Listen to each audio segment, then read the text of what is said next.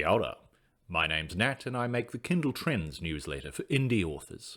Today, I want to show you a resource I've made where I've listed all the categories in the Kindle Store. It's completely free and I've done it for print and ebooks for the US store, the UK store, and the Amazon Germany store. In this video, I want to show you how to get these lists and a few cool things that you can do with them. So let's get started. You can get the list of categories by going here, kindletrends.com/categories. And you'll see that you can choose a bunch of different ones: US, UK, and Germany, print versus ebooks. Categories are all subtly different in each of these, but the way the lists work is all the same. So let's stick with the Amazon US ebook one for the moment. Once you've seen how to use that, you'll be able to use all the others. Now, if you're a spreadsheet person, you can just click the buttons here and download the spreadsheets in Excel format. This will work not only with Excel, but with Google Sheets or any other spreadsheet program. If you're not a spreadsheet person, then never fear. I've made an online version and I'm going to show you how to use it here. Just click the button that says View Online, and here it is.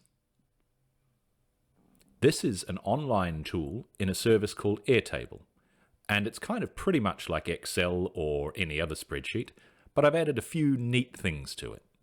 Click the button here that says Views to hide this sidebar, and here on the left you'll see all of the categories. Remember, this is the US ebook categories.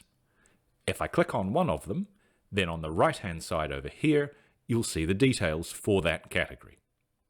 Now we'll go through those in just a minute, but the first thing I want to show you is how to filter the categories by name. Let's say I'm working on a historical non-fiction title, and I want to know about history categories in the Kindle Store.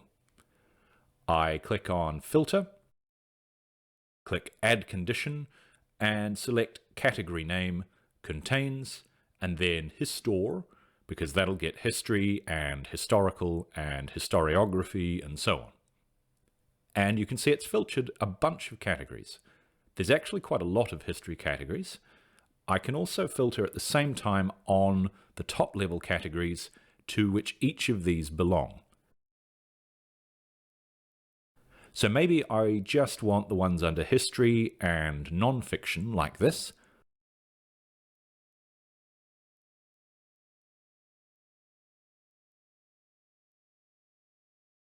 And that cuts it down to a more reasonable 20 different categories that I can go and check out. If you want to know what each of these columns mean, then you can put your mouse pointer here over the little I, and it will explain what that column means. For instance, category path is really important. This is the information you'll want to post into your email to Amazon support if you want to get your book added to each of these categories. These two columns here, popularity and activity, are kind of a simple measure of what's going on in each category. Popularity is a general measure of how high-ranking the top books are, and it's divided into 5 bins. What we see over time from looking at Kindle Trends data is that categories tend to stay in these bins. Ranks can go up and down, but a top 1000 category doesn't tend to drop out of sight, and it doesn't suddenly shoot up to become a top 100 category. Activity is kind of the same thing, except for the number of books published in the last 30 days. It shows whether this is a busy category, with a lot of books coming out all the time, or a quiet one with only a few books. But, you know, I wouldn't get hung up on these popularity or activity stats, and I definitely wouldn't recommend using them as a reason to include or exclude your book from a particular category. Instead, what I recommend is that you put your books in the categories which are the best fit for them. And we can figure that out by looking at the top 100 page and the last 30 days page for a category. To find these, I can click on a title. Let's try this one. And then on the right, I can see the links to the top 100 and to the last 30 days pages.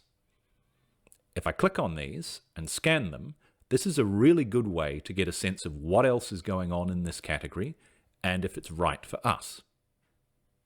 The last thing that I want to show you is this popularity versus activity plot.